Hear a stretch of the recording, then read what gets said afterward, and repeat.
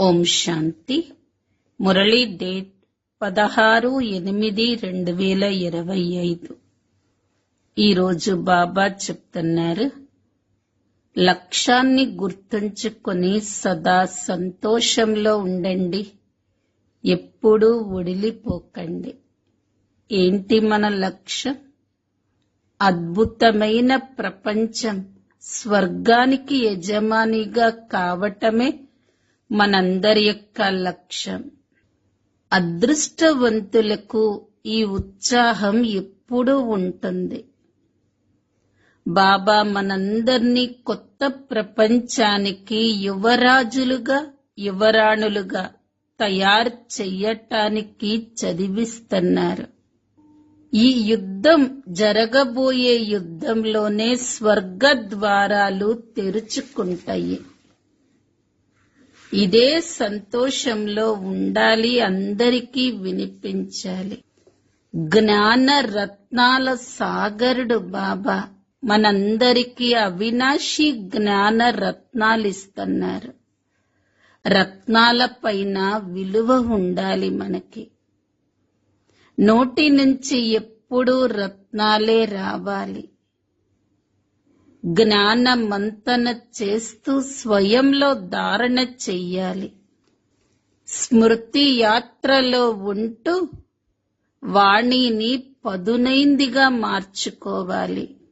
యోగంతో ఆత్మ బంగారంగా అవుతుంది. ఈ రోజుటి ప్రపంచంలో ధనం ఉన్నా ధనంతో పాటు భయం ఉంటుంది. ఎంత డబ్బుంటుందో అంత భయంగా తింటారు, భయంతో నిద్రపోతారు. ఎక్కడ భయం ఉంటుంది అంటే నాది అన్న భావన ఉన్న చోట భయం ఉంటుంది. బంగారు జింక ఉన్నా కూడా నాది అనుకుంటే భయం. నాకొక్క బాబా తప్ప ఇంకా ఎవరూ లేరు అనుకోండి, నిర్భయులుగా అయిపోతారు. అందుకనే సూక్ష్మంగా కూడా నాది అన్నది ఉన్నదా చెక్ చేసుకోవాలి. నాది అనే దాన్ని త్యాగం చేస్తే నిర్భయులుగా, చింతలేని చక్రవర్తులుగా అవుతారు. అందరి గౌరవం పొందాలి అంటే ఇతరుల ఆలోచనలని కూడా గౌరవిస్తే స్వతహాగా అందరి గౌరవాన్ని పొందగలుగుతాము. మనందరం చింతలేని చక్రవర్తులం. ఈ రోజటి మధుర మహావాక్యాలు, మధురమైన పిల్లలు అద్భుతమైన రంగురంగుల ప్రపంచమగు స్వర్గానికి యజమానులుగా అవ్వటం మీ లక్ష్యం, ఉద్దేశం. కావున సదా ఇదే సంతోషంలో హర్షితంగా ఉండండి, వాడిపోకండి. ప్రశ్న: భాగ్యవంతులైన పిల్లలకు ఏ ఉత్సాహం సదా నిలిచి ఉంటుంది? జవాబు: బేహద్ బాబా మనల్ని కొత్త ప్రపంచానికి యువరాజులుగా యువరాణులుగా తయారు చేసేందుకు చదివిస్తున్నారు అన్న ఇదే ఉత్సాహంతో ఈ యుద్ధంలో స్వర్గం ఇమిడి ఉంది అని మీరు అందరికీ అర్థం చేయించవచ్చు. ఈ యుద్ధం తర్వాత స్వర్గ ద్వారాలు తెరుచుకోనున్నాయి అన్న ఇదే సంతోషంలో ఉండాలి. మరియు సంతోషంగా ఇతరులకు కూడా అర్థం చేయించాలి. పాట: బాబా, ప్రపంచం రంగురంగులది. ఓం శాంతి. ప్రపంచం రంగురంగులది అని బాబాతో ఎవరన్నారు? దీని అర్థాన్ని ఇతరులెవరూ అర్థం చేసుకోలేరు. ఈ ఆట అంతా రంగురంగులది అని బాబా అర్థం చేయించారు. సినిమాలు మొదలైన వాటిలో రంగురంగుల దృశ్యాలు, సీనరీలు మొదలైనవి ఉంటాయి కదా. కానీ ఈ అనంతమైన ప్రపంచం గురించి ఎవ్వరికీ తెలియదు. మీలో కూడా నెంబర్ వారీగా పురుషార్థమనుసారంగానే మొత్తం విశ్వం యొక్క ఆది మధ్య అంత జ్ఞానం ఉంది. స్వర్గం ఎంత రంగురంగులుగా సుందరంగా ఉందో మీరు అర్థం చేసుకున్నారు. దాని గురించి ఎవ్వరికీ తెలియదు. అది అద్భుతమైన రంగురంగుల ప్రపంచం. దీని గురించి ఎవ్వరికీ తెలియదు. అది రంగురంగుల అద్భుత ప్రపంచమని ఎవరి బుద్ధిలోనూ లేదు. దానిని వండర్ ఆఫ్ ది వరల్డ్ అని అంటారు. దీని గురించి మీకే తెలుసు. మీరే ప్రపంచ అద్భుతం కోసం మీ భాగ్యమనుసారంగా పురుషార్థం చేస్తున్నారు. లక్ష్యం మరియు ఉద్దేశం ఉన్నాయి. అది ప్రపంచ అద్భుతం, రంగురంగుల ప్రపంచం. అక్కడ వజ్ర వైడూర్యాలతో కూడిన భవనాలుంటాయి. మీరు ఒక్క క్షణంలో అద్భుతమైన వైకుంఠంలోకి వెళ్ళిపోతారు. ఆడతారు, రాస విలాసాలు మొదలైనవి చేస్తారు. తప్పకుండా అది అద్భుతమైన ప్రపంచమే కదా. ఇక్కడ ఇది మాయా రాజ్యం. ఇది కూడా ఎంత అద్భుతమైనది. మనుషులు ఏమేమో చేస్తూ ఉంటారు. మన నాటకంలో ఆడుతున్నామని ప్రపంచంలో ఎవరూ భావించరు. దీనిని నాటకంగా భావించినట్లయితే ఆ నాటకం యొక్క ఆది మధ్య అంత జ్ఞానం కూడా ఉండాలి. బాబా కూడా ఎంత సాధారణమైన వారో పిల్లలైన మీకు తెలుసు. మాయ పూర్తిగా మరిపింపచేస్తుంది. ముక్కు పట్టుకొని మరిపింపచేస్తుంది. ఇప్పుడిప్పుడే స్మృతిలో ఉంటారు. ఎంతో హర్షితంగా ఉంటారు. ఓహో, మేము అద్భుతమైన స్వర్గానికి అధిపతులుగా అవుతున్నాము అని భావిస్తారు. మళ్ళీ మర్చిపోతే వాడిపోతారు. ఎంతగా వాడిపోతారు అంటే ఆటవికులు కూడా అంతగా వాడిపోయి ఉండరు. మేము స్వర్గంలోకి వెళుతున్నాము, మమ్మల్ని అనంతమైన తండ్రి చదివిస్తున్నారు అని కొద్దిగా కూడా భావించరు. పూర్తిగా మృతులుగా అయిపోతారు. ఆ సంతోషం మరియు నశ ఉండదు. ఇప్పుడు ప్రపంచ అద్భుతం యొక్క స్థాపన జరుగుతుంది. ఈ ప్రపంచ అద్భుతానికి యువరాజు శ్రీకృష్ణుడు. ఇది కూడా మీకు తెలుసు.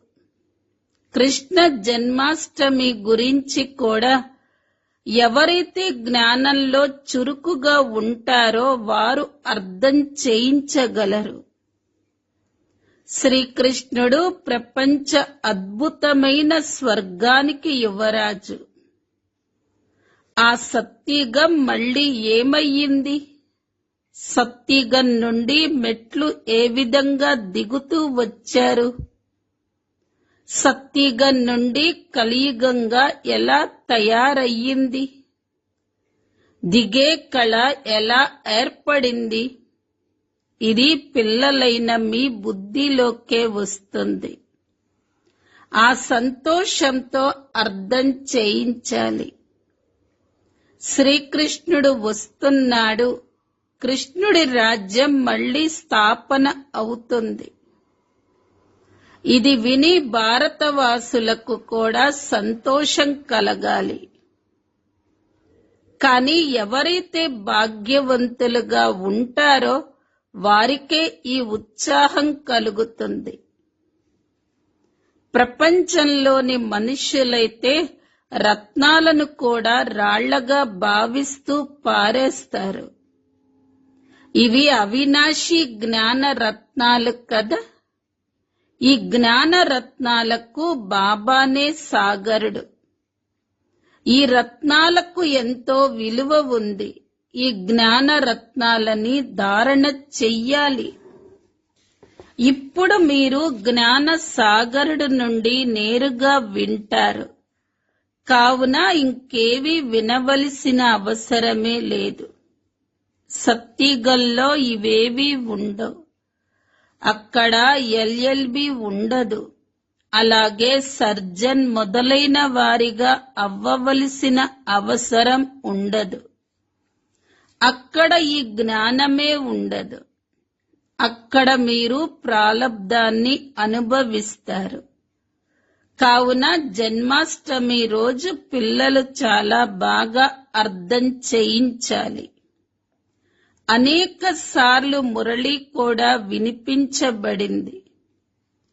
పిల్లలు విచార సాగర మంతనం చెయ్యాలి. అప్పుడే పాయింట్స్ వెలువడతాయి.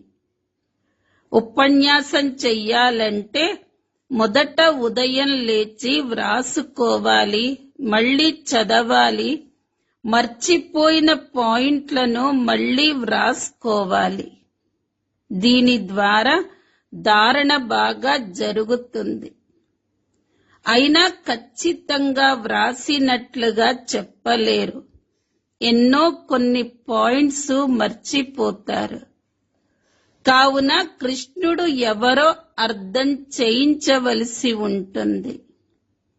తాను ప్రపంచ అద్భుతానికి అధిపతి కదా. భారతదేశమే స్వర్గంగా ఉండేది. ఆ స్వర్గానికి శ్రీకృష్ణుడు అధిపతి. శ్రీకృష్ణుడు వస్తున్నాడు అని మేము మీకు సందేశాన్ని వినిపిస్తాము. రాజయోగము భగవంతుడే నేర్పించారు. వారు ఇప్పుడు కూడా నేర్పిస్తున్నారు. ద్వికిరీటదారులైన దేవతలుగా తయారు చేసేందుకు పవిత్రత కోసం కూడా పురుషార్థం చేయిస్తున్నారు. ఇవన్నీ పిల్లల స్మృతిలోకి రావాలి. ఎవరికైతే అభ్యాసం ఉంటుందో వారు బాగా అర్థం చేయించగలుగుతారు. శ్రీకృష్ణుడి చిత్రంలో కూడా చాలా ఫస్ట్ క్లాసుగా వ్రాసి ఉంది. ఈ యుద్ధం తర్వాత స్వర్గ ద్వారాలు తెరుచుకోనున్నాయి. ఈ యుద్ధంలో స్వర్గం ఇమిడి ఉన్నట్లుగా ఉంది. పిల్లలు కూడా ఎంతో సంతోషంగా ఉండాలి. జన్మాష్టమి రోజు మనుష్యులు కొత్త బట్టలు మొదలైనవి ధరిస్తారు. కానీ ఇప్పుడు మనం పాత శరీరాన్ని వదిలి కొత్త కాంచనకాయ శరీరాన్ని తీసుకుంటాము అని మీకు తెలుసు. కాంచనకాయ అనగా బంగారం వంటి శరీరం. ఆత్మ కూడా పవిత్రంగా ఉంటుంది, శరీరం కూడా పవిత్రంగా ఉంటుంది. ఇప్పుడు బంగారంగా లేదు, నెంబర్ వారీగా అవుతున్నారు. స్మృతి యాత్ర ద్వారానే బంగారంగా అవుతారు. స్మృతి చేసే తెలివి కూడా లేనివారు చాలా మంది ఉన్నారు అని బాబాకు తెలుసు. స్మృతిలో ఎప్పుడైతే మంచి కృషి ఉంటుందో అప్పుడే వాణి పదును ఉంటుంది. ఇప్పుడు ఆ శక్తి ఎక్కడ ఉంది? యోగం లేదు. లక్ష్మీనారాయణలుగా అయ్యే ముఖం కూడా కావాలి కదా. అంతటి చదువు కావాలి. కృష్ణాష్టమి రోజు అర్థం చేయించటం చాలా సహజం. కృష్ణుణ్ణి శ్యామ సుందరుడు అని అంటారు. కృష్ణుడిని నల్లగా చూపించారు. అలాగే నారాయణుడికి కూడా నల్లగా చూపించారు. రాముణ్ణి కూడా నల్లగా చేసేశారు. నా పిల్లలెవరైతే జ్ఞాన చితిపై కూర్చొని స్వర్గాధిపతులుగా అయ్యారో వారేమైపోయారు అని బాబా కూడా అంటారు. కామచితిపై కూర్చుంటూ నెంబర్ వారీగా పడిపోతూ వచ్చారు. సృష్టి కూడా సతో ప్రధానంగా సతో రజో తమోగా అవుతుంది. కావున మనుష్యుల స్థితి కూడా అలాగే అవుతుంది. కామచితిపై కూర్చొని అందరూ శ్యామలంగా అనగా నల్లగా అయిపోయారు. ఇప్పుడు నేను సుందరంగా చేసేందుకు వచ్చాను. ఆత్మనే సుందరంగా చేయటం జరుగుతుంది. బాబా ప్రతి ఒక్కరి నడవడిక ద్వారా మనస వాచ కర్మణ ఎలా నడుచుకుంటున్నారో అర్థం చేసుకుంటారు. వారు ఎటువంటి కర్మలను చేస్తారో దాని ద్వారా తెలిసిపోతుంది. పిల్లల నడవడిక చాలా ఫస్ట్ క్లాస్ గా ఉండాలి. వారి నోటి నుండి ఎల్లప్పుడూ జ్ఞాన రత్నాలే రావాలి.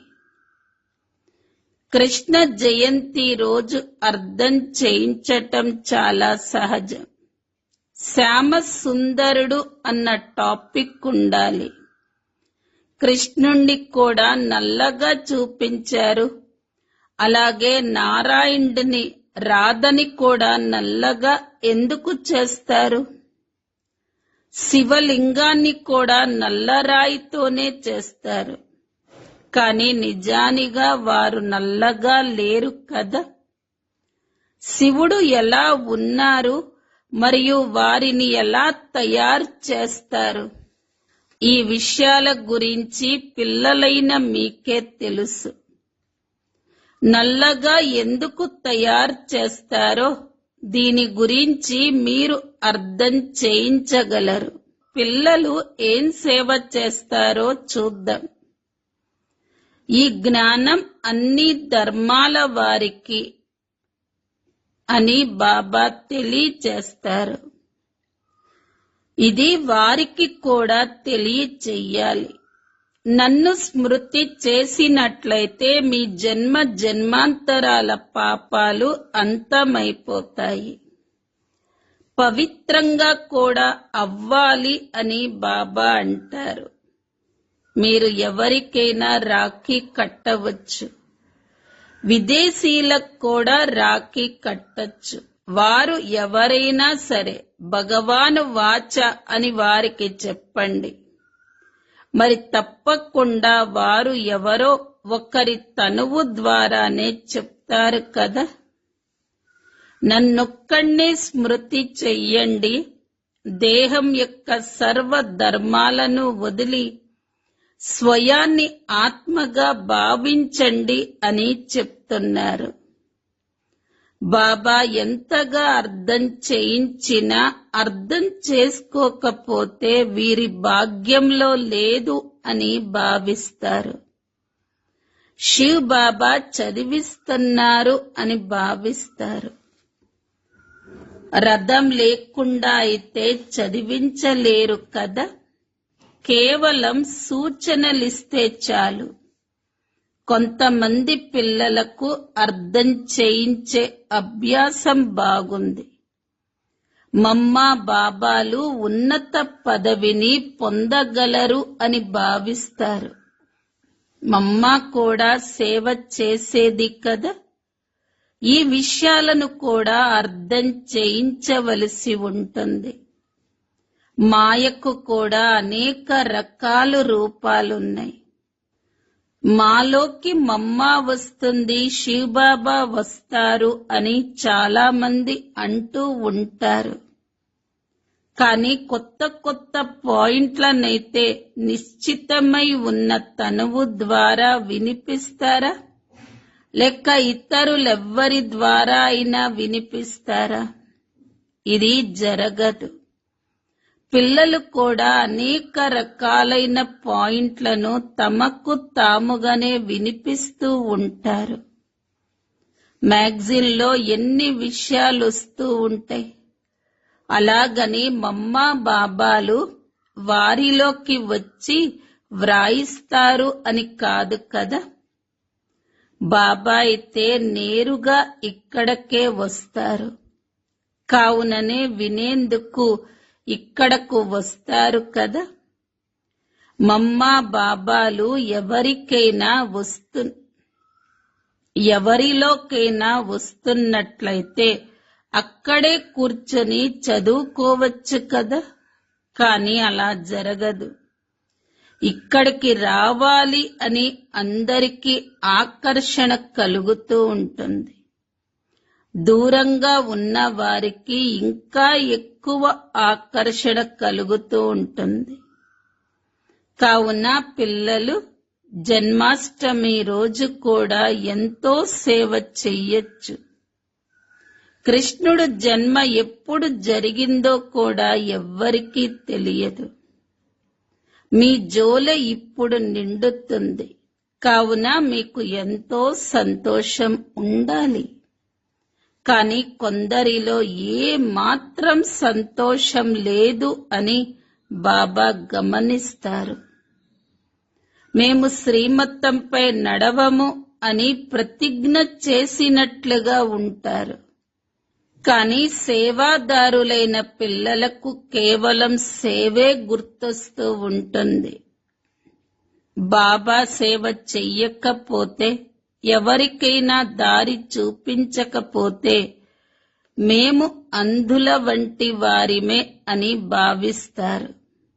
ఇది అర్థం చేసుకోవలసిన విషయం. బ్యాడ్జీలో కూడా కృష్ణుడి చిత్రం ఉంది. దీనిపై కూడా మీరు అర్థం చేయించవచ్చు. వారిని నల్లగా ఎందుకు చేశారు అని ఎవరినైనా అడిగితే వారు చెప్పలేరు. రాముడి శ్రీ దొంగలింపబడింది అని శాస్త్రాలలో వ్రాసేశారు. కానీ అటువంటి విషయమేది అక్కడ జరగదు. భారతవాసులైన మీరే స్వర్గవాసులుగా ఉండేవారు. ఇప్పుడు శ్మశానవాసులుగా అయిపోయారు. ఇప్పుడు మళ్ళీ జ్ఞాన చితిపై కూర్చొని దైవీ గుణాలను ధారణ చేసి స్వర్గవాసులుగా అవుతారు. సేవనైతే పిల్లలు చెయ్యవలసిందే. అందరికీ సందేశాన్నివ్వాలి. ఇందులో చాలా వివేకం కావాలి. మనల్ని భగవంతుడు చదివిస్తున్నారు, మేము భగవంతుడితో కలిసి ఉన్నాము అన్న నష ఉండాలి. మేము భగవంతుడి పిల్లలము మరియు మేము వారి ద్వారా చదువుతున్నాము కూడా. బోర్డింగ్ లో ఉన్నప్పుడు బయట సాంగత్యం అంటుకోదు. ఇక్కడ కూడా స్కూల్ ఉంది కదా. క్రిస్టియన్లలో మంచి మేనర్స్ ఉంటాయి. ఇప్పుడైతే ప్రవర్తన కూడా బాగోలేదు. తమో ప్రధానంగా పతితులుగా కూడా అయిపోయారు. దేవతల ముందుకెళ్లి శిరస్సు వంచుతారు. వారికి ఎంతటి మహిమ ఉంది. సత్యుగంలో అందరికీ దైవీ నడవడిక ఉండేది. ఇప్పుడు అసూరి నడవడిక ఉంది. ఈ విధంగా మీరు ఉపన్యాసం చేసినట్లయితే అందరూ విని ఎంతో సంతోషపడతారు. చిన్న నోరు మాటలు పెద్దవి అని కృష్ణుడు గురించి అంటారు. ఇప్పుడు మీరు ఇంత పెద్దగా అయ్యేందుకు ఎంత పెద్ద విషయాలను వింటారు. ఎంత పెద్ద విషయాలని వింటున్నారు. మీరెవరికైనా రాఖీ కట్టవచ్చు.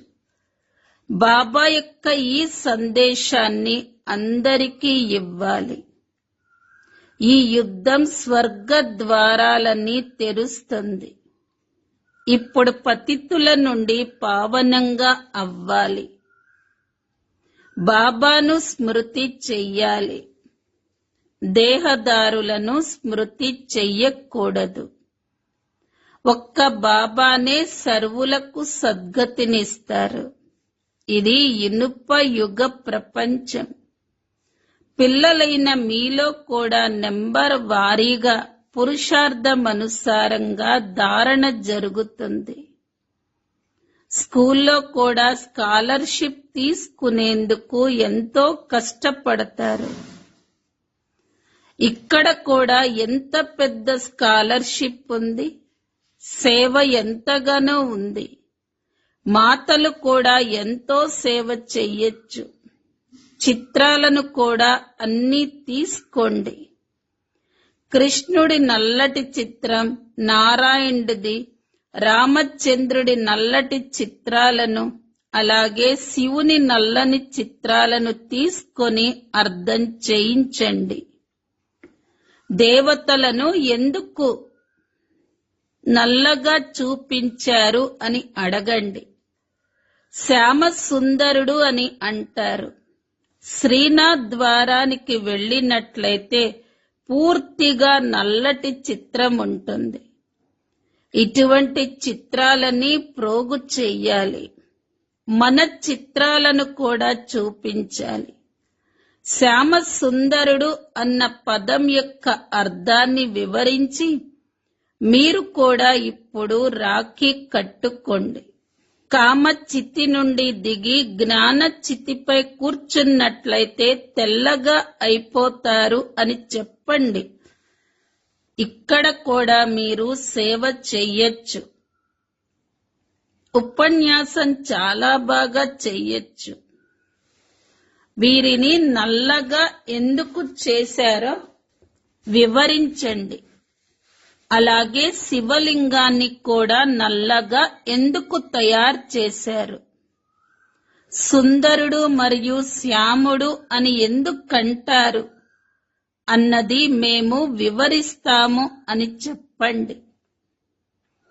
దీనివల్ల ఎవరు అసంతుష్టులుగా అవ్వరు. సేవైతే చాలా సహజం. పిల్లలు మంచి గుణాలను ధారణ చెయ్యండి. కులం యొక్క పేరుని ప్రఖ్యాతం చెయ్యండి అని బాబా అర్థం చేయిస్తూ ఉంటారు. మనం ఉన్నతోన్నతమైన బ్రాహ్మణ కులానికి చెందిన వారిమి అని మీకు తెలుసు. రాఖీ బంధనం యొక్క అర్థాన్ని మీరు ఎవరికైనా అర్థం చేయించగలరు. వేశ్యలకి కూడా అర్థం చేయించి రాఖీ కట్టచ్చు. చిత్రాలు కూడా మీతో పాటు ఉండాలి. నన్నొక్కడే స్మృతి చెయ్యండి అని బాబా అంటారు. ఈ ఆజ్ఞను పాటించటం ద్వారా మీరు తెల్లగా అయిపోతారు. ఇందులో ఎన్నో యుక్తులున్నాయి. ఎవరు అసంతుష్టులుగా అవ్వరు. మనుష్య మాత్రలెవరూ ఎవరికి సద్గతినివ్వలేరు. బాబా ఒక్కరే ఇవ్వగలరు. రాఖీ బంధనం రోజు కాకపోయినా ఎప్పుడైనా మీరు రాఖీ కట్టచ్చు. దీని అర్థం తెలుసుకోవాలి. రాఖీ ఎప్పుడు కావాలనుకుంటే అప్పుడు కట్టచ్చు. ఇదే మీ వ్యాపారం. బాబాతో ప్రతిజ్ఞ చెయ్యండి అని చెప్పండి. నన్నొక్కడినే స్మృతి చేసినట్లయితే మీరు పవిత్రంగా అయిపోతారు అని బాబా చెప్తున్నారు. మేము రాఖీ కట్టటానికొచ్చాము. ఈ విషయాన్ని అర్థం చేసుకునే హక్కు మీకు కూడా ఉంది అని మీరు మసీదులలోకి కూడా వెళ్లి అర్థం చేయించచ్చు. నన్ను స్మృతి చేసినట్లయితే పాపాలు అంతమవుతాయి. పావనంగా ఈ పావన ప్రపంచానికి అధిపతులుగా అయిపోతారు అని బాబా చెప్తున్నారు. ఇప్పుడిది పతిత ప్రపంచం కదా. స్వర్ణయుగం తప్పకుండా ఉండేది. ఇప్పుడు ఇది ఇనుప యుగం.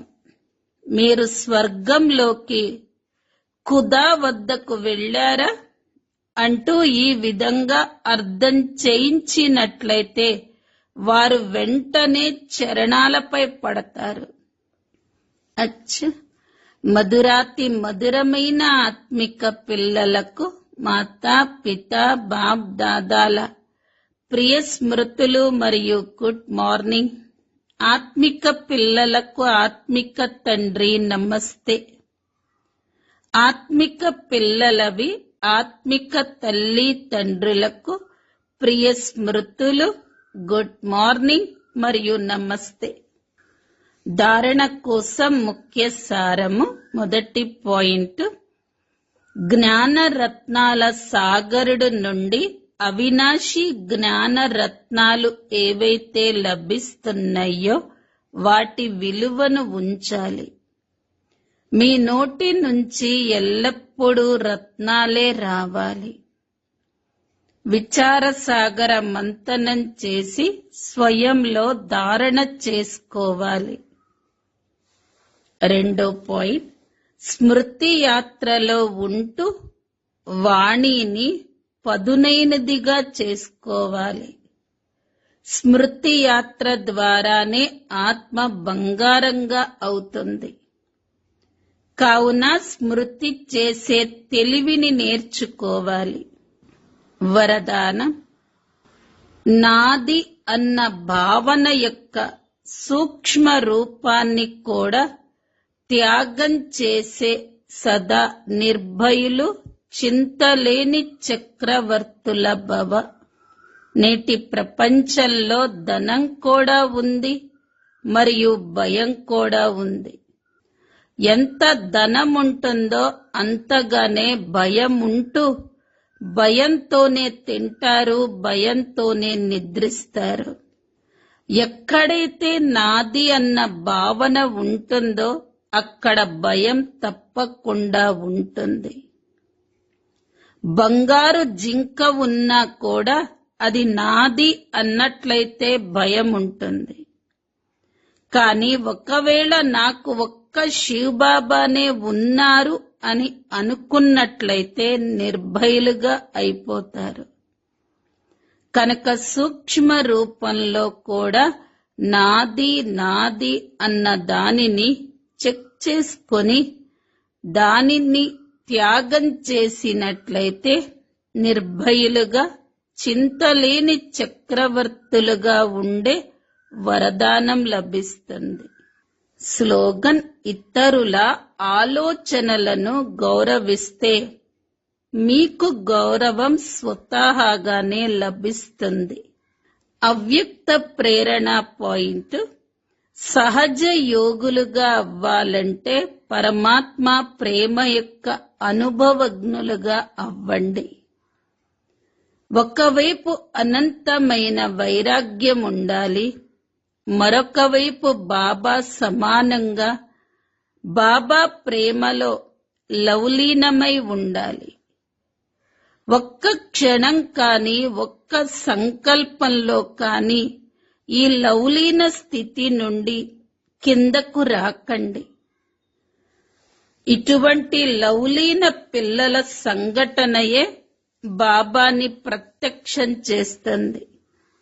నిమిత్త ఆత్మలైన మీరు పవిత్ర ప్రేమ ద్వారా మరియు మీ ప్రాప్తుల ద్వారా అందరికీ శ్రేష్ఠ పాలనను ఇవ్వండి. యోగ్యులుగా తయారు చెయ్యండి, అనగా యోగీలుగా చెయ్యండి. ఓం శాంతి.